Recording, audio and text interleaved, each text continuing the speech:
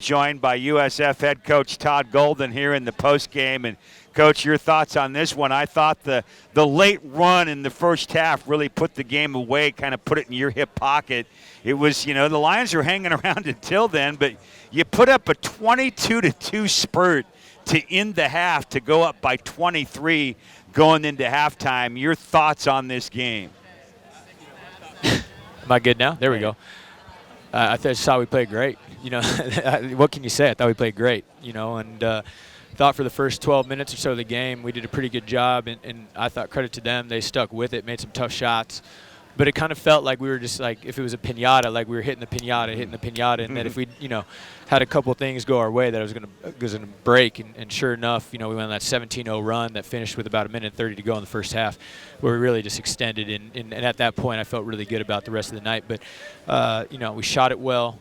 We took care of it until the last group went in there. And we did a great job on the glass. And those are the three things we stress all the time. And generally, if you do those things, you're going to put yourself in a really good position to be successful. And you turned them over quite a bit as well. They seemed like they were getting a little bit anxious when they got the ball in transition. Yeah, we did. I thought we had a good game plan for them. We did a good job switching those ball screens in the middle of the floor. I don't think they were expecting that because we usually don't do that. And it just really unsettled them in the half court. And then they had guys trying to drive that wasn't what they wanted to do. And then they had some guys in some spots that they weren't comfortable with. So I thought we really disrupted them that way. Pat had 4 steals, JB 3, Khalil 2. During that stretch, I think they had 17 turnovers at halftime. Yes. That was the difference. We talk about all your frontline guys, your starters, but 2 of your bench guys gave you solid shooting efforts in both Rishwain and Meeks. Meeks with 14, that's his best wearing green and gold, and Rishwain also knocked in 4 3-pointers. Yeah, I think what people need to understand about our group is that we have 8 or 9 starters on this team, and that's just reality. So, from my standpoint, Julian and Zane don't start on the floor to start the game, but I think of those guys as starter-level players, and very similar to the first 5. They get to start. Josh is in that group as well. Dima generally he's just not comfortable right now coming off his injury, and it's going to take him some time to kind of figure it out. And then we have Vova, who's our 10th or 11th guy who's a Pac-12 player. So depth is our strength. We thought that would show up again tonight. And, Julian and Zane are great players, so I'm not surprised that they're playing well. Again, another big ball game for Jamari Bouye. He had some tremendous dribble drive layups in this game. Yeah, he did a really good job of dealing with the kind of high ball screen trap that they were throwing at him, being patient, getting it out early, and then when they started wearing down, really turning the corner and attacking downhill. And I think he's the best 2-point finishing guard in the country. I can't imagine it's close. Maybe you can find me one that is, but he's a special player, and I'm going to enjoy the heck out of the last 2 months we have with him here on the Hilltop.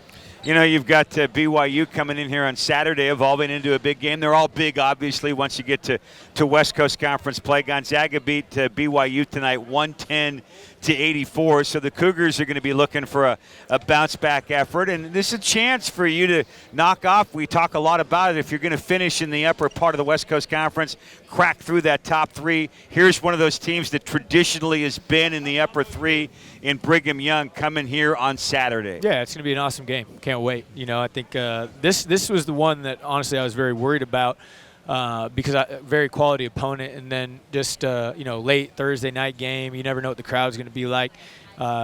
Against Eli Scott, Kelly LePepe, these guys are really tough players. But we answered the bell. So the message in the locker room to the guys after the game tonight was, hey, let's understand this is a great performance. Let's enjoy that. But when we get together tomorrow at 1:30, it's all business getting ready for BYU. We're going to spend time both on the floor walking through it, going over the scouting report, and then Saturday morning again. And then at 8 o'clock on Saturday night, we're going to go hoop. You mentioned the crowd, and you never know what you get for a late Thursday game, but your team has been playing well, and I thought for a later 8 p.m. start, no concessions with the COVID protocols, that you drew well. When Jim and I sat down, I even said in the air at 8 o'clock, I said, Jim, as we start this ball game, this is a good crowd given the later tip on a weeknight. Yeah, and what we're trying to do and with the culture that we're trying to build is regardless of what time the game starts, on what night, when your team's 14-2, you would hope that you could get a full crowd in here.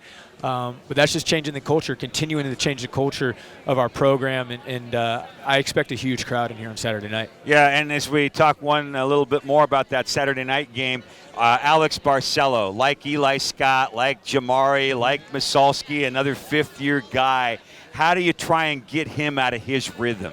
Just throw different bodies on him. I think Khalil will probably get the start on him because he's done a great job all year disrupting point guards. And I think his quickness will bother him. Then we'll put JB on him, give him a little length, and obviously an insanely high basketball IQ to cover him. And then we also have guys like Julian, who I think can do a good enough job keeping him in front, using his length and his physicality to bother him. So we'll give him a couple different looks like we did Eli and LePepe tonight, and kind of see which one is going best, and we'll roll with that.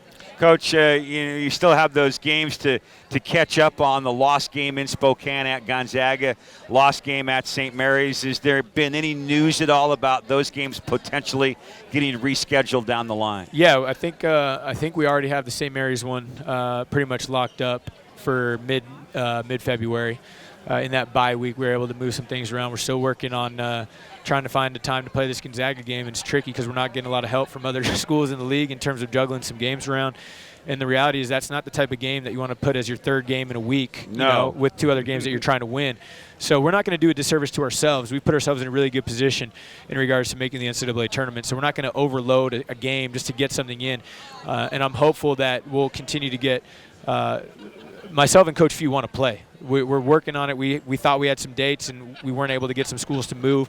So hopefully we can get some help from some other teams in the league and to juggle the schedule, because that's a pretty important game in regards to WCC action. And when you're talking about getting schools to move, you're trying to obviously avoid a situation where you would play 3 games in a week and have all 3 games be on the road. Yeah, and we're not going to put a game at the front end of our St. Mary's and Santa Clara week to make that a more difficult week when they're going to be sitting there waiting for us. We've been healthy. We haven't gone on pause. We've been healthy. We've been able to go play every game this season, so we're not going to do ourselves a disservice by rescheduling a game that's not beneficial for us. Yeah, totally makes sense. Coach, savor the moment. Yep. Another nice win for your team. You win going away here tonight. Your team is 15-2. How about that? And a big one coming up on Saturday. Big one on Saturday. 0-0 going into Saturday night, baby. There you go. Thanks, Pat. All right, USF